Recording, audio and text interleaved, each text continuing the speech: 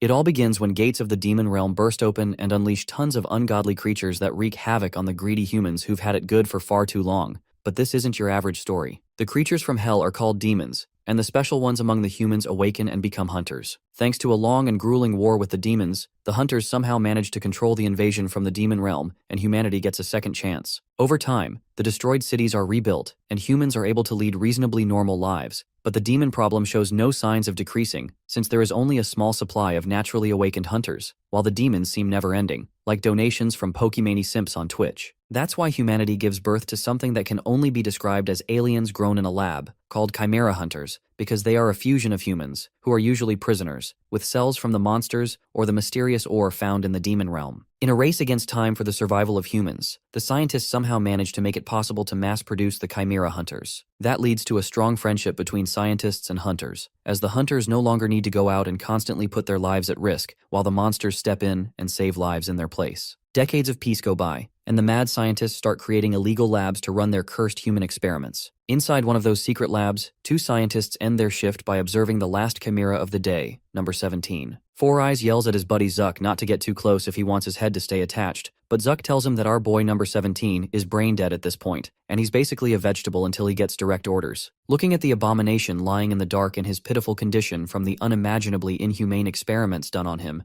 Zuck notices his right arm is mangled, probably because of an experiment that went wrong. Feeling some real pity for the creature, he decides to report on number 17 because there's no doubt he'll be put down sooner or later anyway. Inside the director's office, the men report that number 17's body is beyond repair, and they're actually shocked he can still breathe because any other chimera would be long dead in that kind of condition. The director asks them how long they think it will survive, and the chunky nerd estimates he has around a month or so. Hearing that, the stone-hearted man coldly orders them to send it to the front lines to serve as a meat shield for the hunters heading out of the gate in the gate blockade operation, but he explicitly tells them not to put a return command in the order. Later in the demon realm, a pterodactyl-looking bird dives on our boy, but before it even gets into his stratosphere, he slices the birdie up like it's paper. His next challenger is a Victreebel ripoff that emerges from the ground, but our boy kicks it up into the air and starts going ham on the plant monster, before opening his nightmare fuel mouth to charge his lightning breath and annihilate anything and everything standing for miles in front of him. Analyzing his battle power, the hunters are completely flabbergasted at the chimera who is easily an S rank or even higher. One of the guys turns to look at the portal, which still isn't showing any signs of closing, but his team members assure him they don't have to worry about any monsters leaking through as long as they have the S-rank chimera doing their job, while they just deal with the trash that gets past him. Right after they get rid of the last trash mobs remaining, the gate suddenly begins collapsing on itself, so the hunters bolt as fast as they can. As they retreat, the lady asks why they are leaving the chimera behind, and the man replies that they were directly ordered to abandon him. Watching the giant crab monster torture our boy, the lady feels some sympathy for the poor chimera who single-handedly prevented a major disaster from happening, but the man feels absolutely nothing and says that chimeras are pretty much brainless servants made in labs, born to take orders and nothing else. Even though our boy loses his body parts like they're on sale, the hunters think of him as just another monster. After the hunters are gone, he keeps fighting the monsters like his life truly depends on it,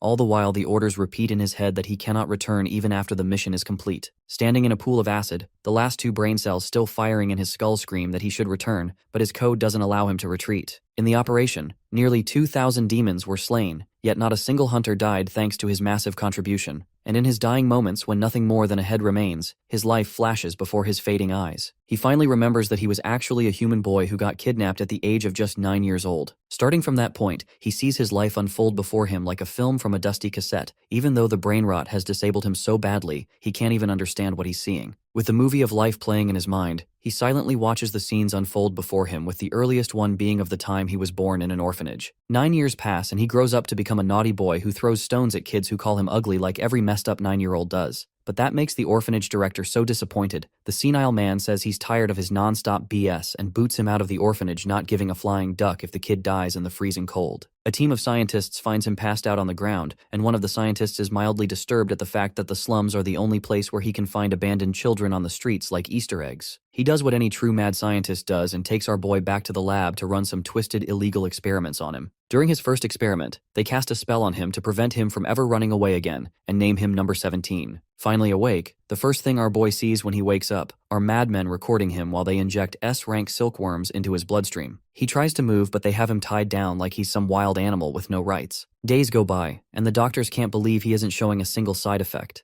His mind and thinking are completely intact, and he has full control over all the monster's abilities. Even though he looks like he's 1 second from taking a Glock and a bag of ammo to the nearest school, all those sick bastards can think of is how awesome and valuable he is. They continue to inject him with all kinds of monster cells, and 6 years later, he's a full-fledged chimera hunter capable of destroying demons with a single devastating attack. With one blast, he fires off a laser beam that fries the wasp monsters and wipes out miles of asphalt along the road. A mother shows him her gratitude for saving her and her daughter, while the injured hunter apologizes for relying on a young boy like him. But our boy says he's fine, feeling completely numb inside. A few years later, his hypnosis suddenly stops and he wonders what the hell he was doing all this time, tipping the scientist off that the side effects are finally surfacing. Time flies by, and after injecting him with cells from over 500 monsters, till he no longer looks like something that could even be called human, and around 20 long years later, he becomes a giant dragon-like dog with no conscience that looks so grotesque that normal people need to bleach their eyes after they look at him. After that, his coke trip finally comes to a screeching end, and nothing of him remains except a single bone. However, that one bone suddenly floats into the air and begins regenerating his entire body until Chimera number 17 respawns. Except this time, he is a handsome young man with rock-solid abs. Still in shock from his insane revival, he wonders to himself if he really is a human once again. He figures that since those monster cells are still inside him, he probably doesn't count as fully human, especially with how easily he flexes those sharp talons like he's about to launch a fashion line for apex predators. No one's shown up from the lab to drag him back, so our boy assumes he's been ditched like a stingy ex. Then he notices the lab number that used to be on his arm is now gone,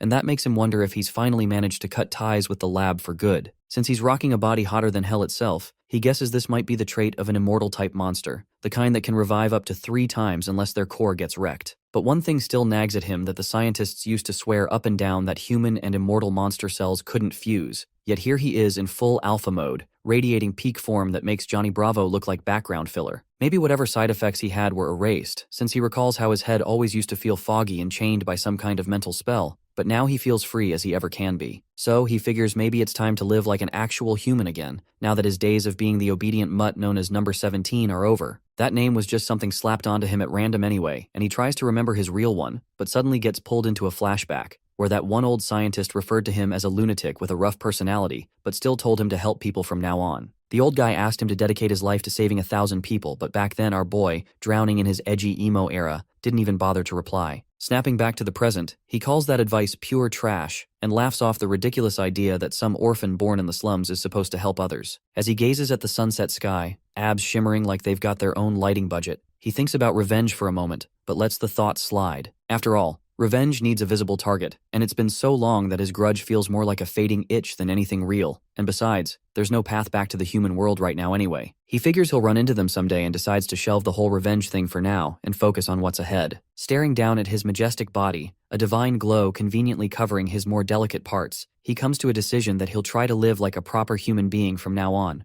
to make up for all the time that got stolen from him. As he strolls off, he realizes he should probably find something to wear and heads out on a mission for clothes, but then a weird thought pops up mid-walk that he can't even remember the last time he wore anything. He fires up his brain cells to figure out what material might work, but comes up blank. So he does what any lost barbarian would do and starts scanning the area, and soon enough something catches his eye. Up ahead, he sees a bird-like monster's corpse and guesses that maybe it died in a turf war, though there aren't any wounds to show for it. That leads him to think it must have been poison, which honestly works out great for him since it's in mint condition and is perfect for skinning. He morphs his arm into a giant blade like he's just reaching for a butter knife, and recalls from the lab that it's better to start cutting from the belly and then move to the limbs. Cheon gets to work, but the moment he slices it open, some purple gas leaks out. He instantly clocks it as poison, but doesn't seem the least bit rattled and inhales it like perfume. The only thing that annoys him is the smell, since now he's going to have to wash the hide. After a while, he finishes skinning the overgrown turkey and figures it wasn't a half-bad job for a first try. He then heads to the river to wash the hide, but when he pulls it out, he seems a bit disappointed as he notices it's gone stiff, even though it felt soft before, so he concludes that it might just be the monster at play here. Then out of nowhere, a genius idea hits him like divine inspiration as he lays the hide flat and starts beating it up like it owes him money. Mid-punch, he wonders if this is how people normally tan hides and hopes it'll work rather than destroy all his hard work. After some good old medieval therapy, the hide turns soft again, and he holds it up proudly. Ducking behind the naked bird corpse for modesty, he begins making adjustments to the hide, but just then, a flame flickers to life on the monster's head. The bird's eyes snap open, clearly disturbed at the sight of someone ripping off its skin like wrapping paper. Cheon quickly punches some holes into the hide, slips into his makeshift gear, and ties a vine around his waist like it's runway ready. With that, he's suited up in his new look and honestly feels pretty good about the result. He spots some leftover poison on the inside part, but decides to let it be because it is too much hassle to clean. At that exact moment, the bird monster lets out an ear-piercing screech which shocks Cheon, who genuinely thought it was dead. It thrashes around and even seems like it understands human speech, which throws Cheon off. He figures the monster must also be an immortal type, since it wasn't breathing earlier. If this had happened before, he would have roasted it without a second thought. But now, seeing it weak and vulnerable, he figures that there's no need. Cheon just smiles and says the bird got lucky, wishing it a second chance at life before turning to leave. As he walks off, he casually adds that if fate's feeling extra spicy,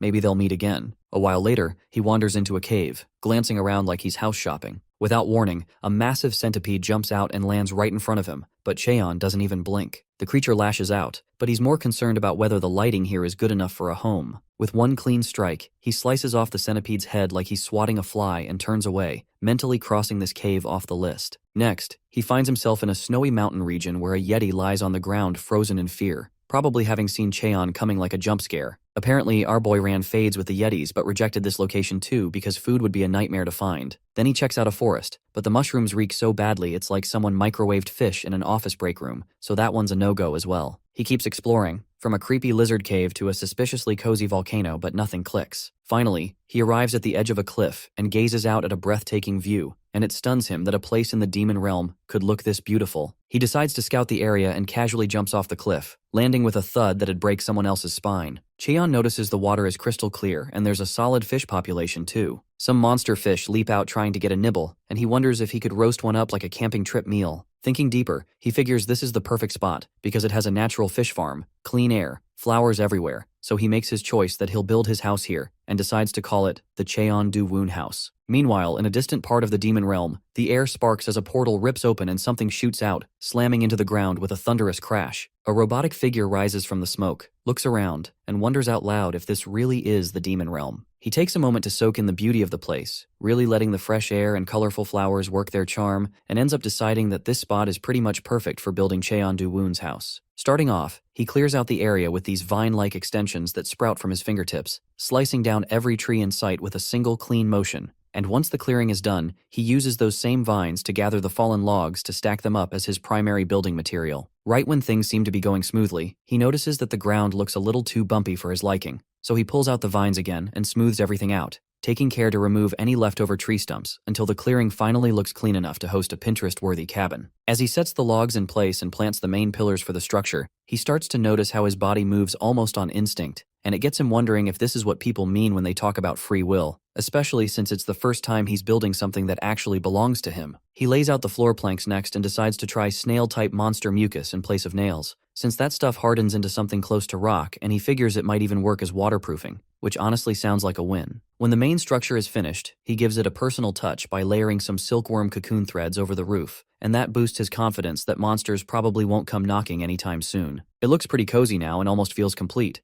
but he pauses to think about what else a proper human house should have, then recalls how back at the lab they used to show videos of normal houses before the gates ever opened. Thinking it through, he realizes most people either had pets or grew something in their yards, and since dogs are not exactly a thing in the demon world, he figures the best option is to grow plants and make a garden. After spending some time brainstorming on what to grow, he suddenly hits a eureka moment and decides mandragoras would be perfect, especially with a snowy mountain nearby that fits their habitat. As he hikes through the cold, snow-covered terrain, he remembers that mandragoras usually grow in mana-rich peaks, and the way the snow piles around him makes him think back to when he got kidnapped and sent to the lab. Ironically enough, he kind of sees that moment as a blessing now, because after becoming a chimera, he no longer had to worry about freezing to death or starving in miserable conditions. Eventually, he senses the high mana around him and figures he must be close, and sure enough, he finally spots the mandragora roots. They look like sunfish with leafy heads and are known for being super sensitive to stress, often dying from even the tiniest change in their surroundings. He reasons that picking younger ones would be smarter since they might adapt better during the move, so he carefully selects 3, bracing himself for the screaming he knows they're famous for. But instead of the shrill cries he expects, he finds the first little guy sound asleep, snoring like a baby, and the other 2 he picks later are also peacefully snoozing and even sleep-talking. That throws him off until he remembers that the whole mandragora screaming thing was more of a lab-created nightmare, caused by humans growing them in low-mana environments filled with stress,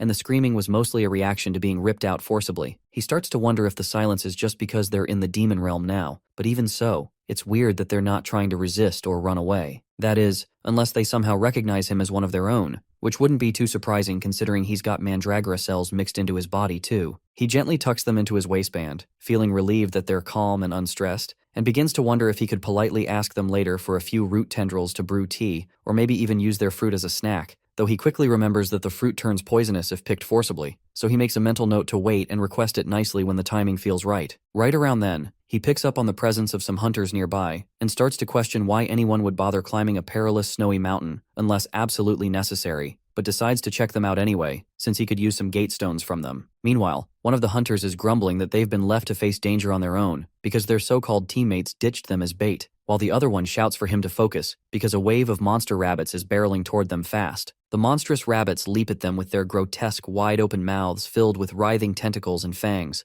but the guy manages to summon a force field just in time to keep them from becoming dinner, though he quickly realizes the barrier won't hold for long and starts wishing he had just taken on odd jobs instead. Regretting every decision that led to this moment, he starts screaming for someone to help. Just as his shield shatters into nothing, our boy swoops in with the kind of entrance that gives off serious Superman landing energy, and both hunters freeze, stunned to see an actual person casually appear out of nowhere. The sheer pressure from his presence alone sends the snow rabbits into a panic and, without hesitation, they scatter like scared little rodents, leaving the two hunters standing there absolutely bewildered over how B-class monsters just ran for their lives from a half-naked man. They rush to thank him, introducing themselves as Seong-ju and Kim Tae-hoon, and ask for his name, which he shares, but neither of them has ever heard a name quite like that before. Kim Tae-hoon begins to wonder out loud if he might be some kind of reclusive hunter, judging by his rugged caveman aesthetic, while our guy flips the question and asks what they're doing wandering around in a death trap like this, since they don't exactly seem higher than D-class. The two explain that they're on a mission to capture a chimera alive in exchange for a rather generous bounty, which instantly grabs our boy's attention. One of them clarifies that the chimera they're after escaped from a lab and leapt into a gate mid-chase, which actually comes as a huge relief to him since it confirms they're not tracking him down. He then asks where their gear is, wondering how they ended up roaming the wild completely empty-handed, and whether they at least have a gate stone on them, to which the guy explains that their so-called teammates bailed with all their equipment, and that the betrayal had been part of their plan from the start, something he now regrets not picking up on sooner. Hearing all of this, our boy silently locks eyes on their gate stones, and as the hunters try to explain how they're suffering from mana contamination and won't be able to survive much longer, they desperately ask if he has a way out, since humans can only survive a limited time in the demon world before needing to return and purify themselves, or they'll die from overexposure. One of them even pleads with him to help, mentioning that he has a pregnant wife waiting back home. But before they can even finish the sentence, our guy suddenly freezes as if sensing a shift in the cosmos, then takes off mid-air like the Hulk, leaving them hanging mid-monologue with the wind in their faces. Elsewhere, the robot-like chimera finds itself standing at the edge of a cliff, and the same hunters who ditched earlier try to ambush it from behind, but the creature slowly turns to face them, making it very clear that it now intends to erase them from existence. As our boy pulls up to the scene, his eyes go a little wide, wondering if he showed up too late. Up ahead, blood and gear are scattered across the ground while a flickering blue energy ball slowly fades at the edge of the cliff, which makes him think the hunters must have ditched and run. They even left all their loot behind, and judging by the mix of child and animal footprints, it looks like the test subject might have changed forms mid-fight. He recalls what the monster hunter said earlier about it being a lab experiment that jumped into the gate during its escape. It is made from liquid metal, so it can freely shift forms, but due to how rare the material is, they built it small and compact, like a child. Cheon looks down the cliff and can barely hold in a laugh, realizing this mechanical little gremlin somehow managed to wreck 5 B-rank hunters. Meanwhile, back with our battered hunter duo, Kim desperately shakes Seong-ju, telling him not to give up. But the poor guy coughs out that his whole body's contaminated now and he's done for, but Kim doesn't accept that and brings up his family. Seong-ju uses what little strength he has left to ask Kim to apologize to them for him, but Kim yells at him to hang on and insists that miracles do exist. Right then, someone steps into view, making Kim immediately tense up, but it turns out to be Cheon, casually strolling back with all their luggage. The moment the monster hunter sees him, he runs over, drops to his knees, and basically starts praying to Daddy Cheon to save them both. Our hero is confused at first, but then remembers that he told them he didn't have a gate stone. That's when Kim suddenly pulls something from his pocket, 2 10 million yen checks, and begs him to please hand them a gate stone. He keeps rambling that if they don't get out now, they're definitely going to die.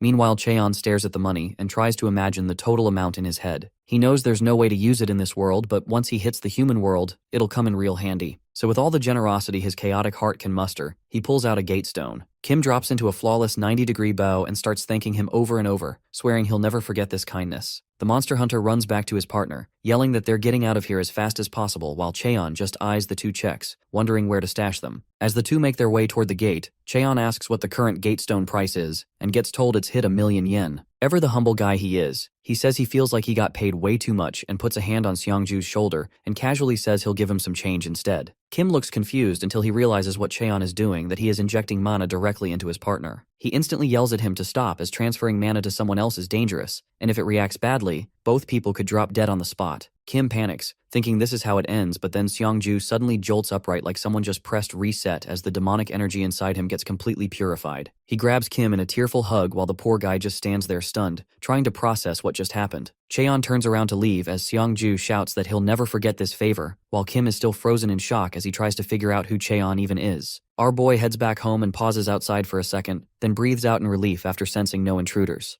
The mandragora plants start waking up. Their leaves look droopy and sad, which instantly raises red flags, so he gets to work planting them right away. Once they're all in the soil, he wonders if they're going to be okay, but they still look pretty miserable. Cheon stares at their depressed expressions and thinks it might be from being ripped out of their original habitat, or maybe they're just starving. Deciding to test the second theory, he injects a little of his mana into the soil. The monster plants instantly perk up like they just drank an espresso, and our boy can't help but smile at the result. While he's chatting with his leafy new roommates, he senses a presence behind him. He figures it's probably the mechanical creature those hunters were chasing, though he finds it weird that it followed him all the way here. Choosing to ignore it for now, he stashes the cash and starts sorting through the loot bags. Turns out he scored big, as he now has spare clothes, sleeping bags, cooking gear, and just then his eyes light up when he finds a packet of ramen. The last time he ate that stuff was back at the orphanage, and the nostalgia hits hard. Feeling hungry and hyped, he decides to cook it up right away. Following the recipe as best he can, he heads to the lake for water, but quickly realizes he's got no clue how to measure the right amount. Before he can think too hard, the sharp-toothed lakefish suddenly leap out like they're trying to get a bite. Remembering how people usually toss random stuff into ramen for flavor, he readies his fingers and flicks the soul out of one of the poor fish. Next up, he scavenges around for ingredients like eggs and maybe green onions. He comes across some weird capsule-shaped eggs and grabs a few, and since there's no actual green onion around, he settles for fresh tree leaves, figuring they're close enough. He then tosses everything into a pot and decides that's good enough for prep.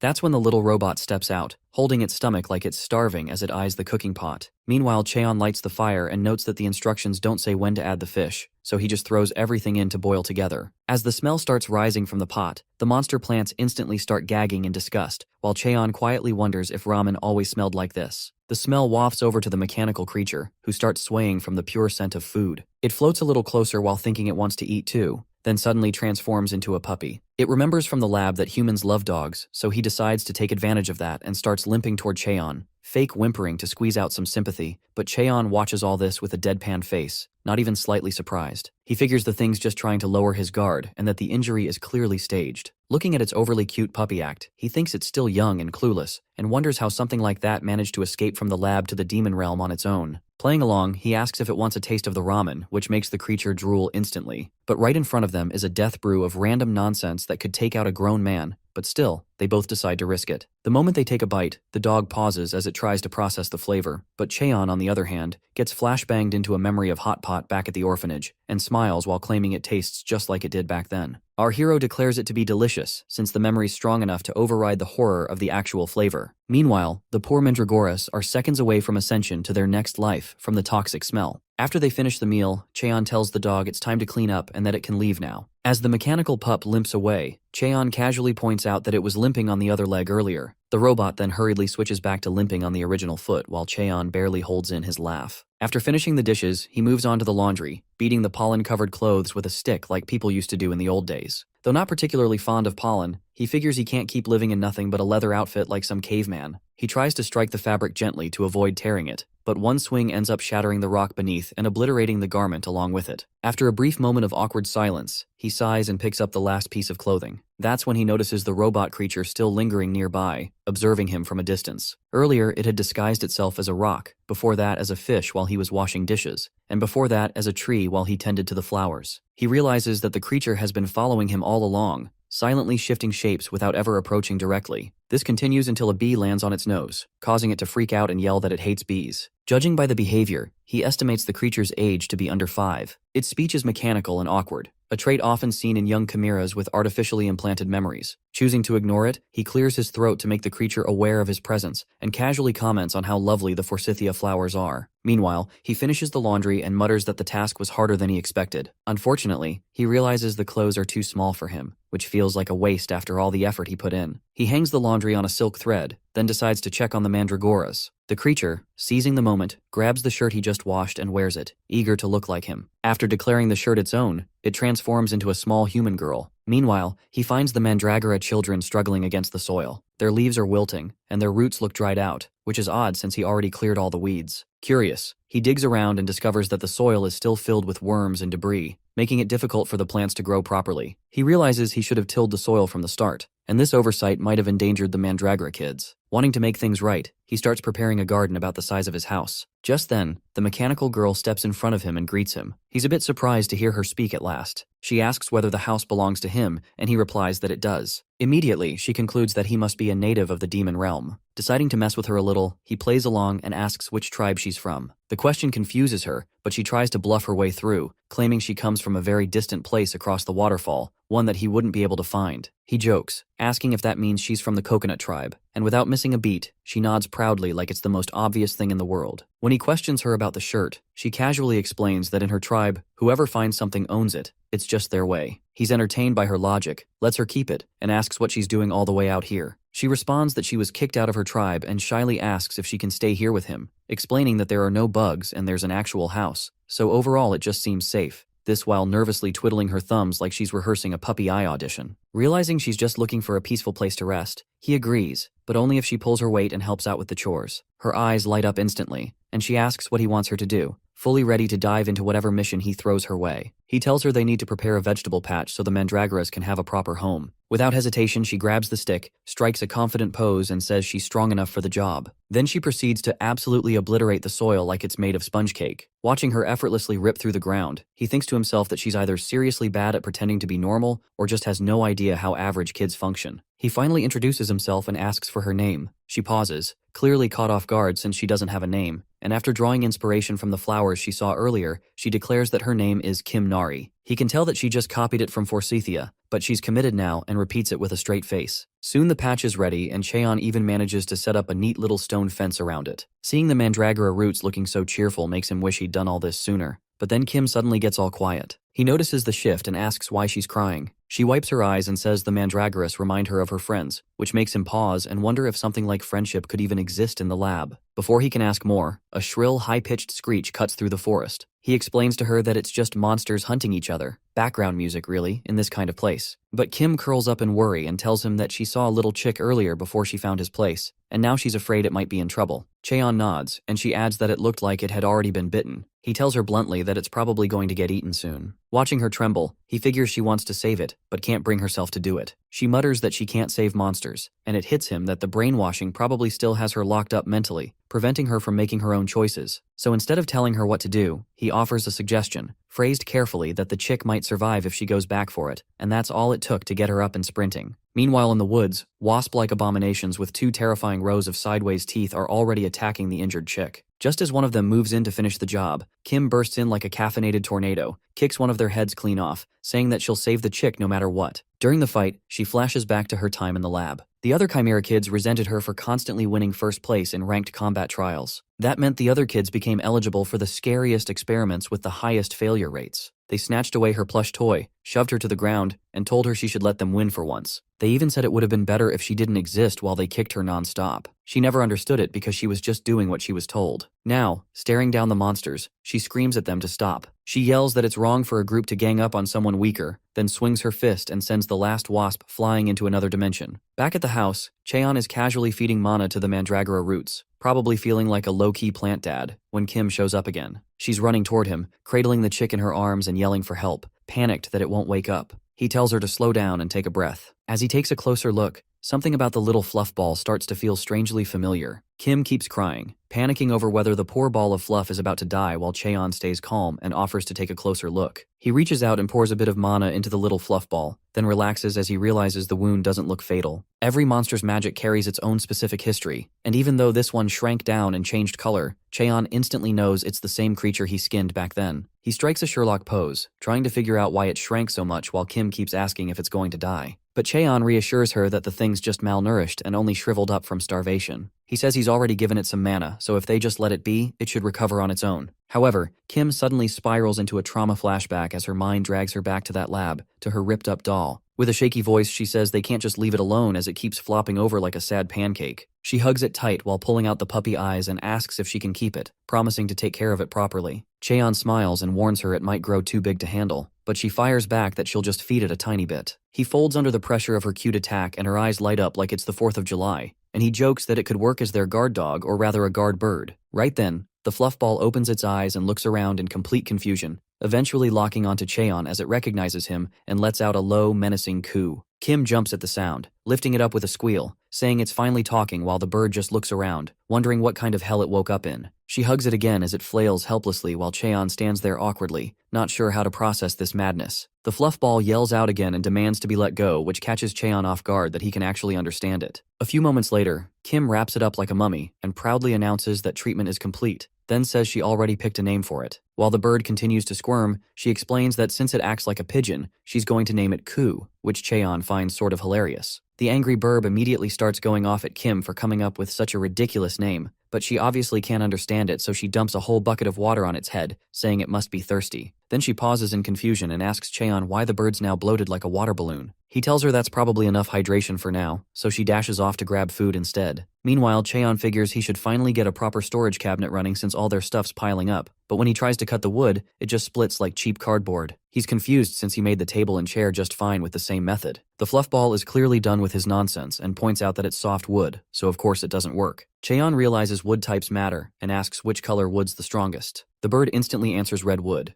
but then it freezes mid-sentence as reality crashes down that it just got understood. It stares at Cheon in horror, wondering if he's been able to hear it this whole time. Locking eyes, it wobbles to its feet and then activates its mind skill to try to read Cheon's mind. But nothing happens as telepathy fails. However, Cheon just looks around innocently and says he doesn't see any red trees nearby. He wonders if they grow in another region while the bird panics, realizing its mental powers just got blocked. Eventually, it drops the act and flat out asks Cheon if he can hear it. Cheon explains it's not really hearing, but the words just kind of show up in his brain. But then he flips it by asking how a monster can even understand human language like that. He figures the bird must be one of those super rare, intelligent monsters that somehow get born against all odds, but it's his first time seeing one up close. Cheon then asks point blank if it's the same bird from before, which the fluff confirms, saying it came back because it wanted to see him again. Since Cheon saved its life, it wanted to repay the favor if they ever met again. Not wasting any time, Cheon tells it to help him right now. That catches the burb off guard, but it sighs, takes a breath, and agrees to guide him to the red trees. Meanwhile, not far away, Kim's running like her life depends on it while dodging fireballs raining down behind her, yelling at whoever's attacking to back off. Tears stream down her face as she cries out that it's too hot, and suddenly a blast sends her crashing face first into the dirt.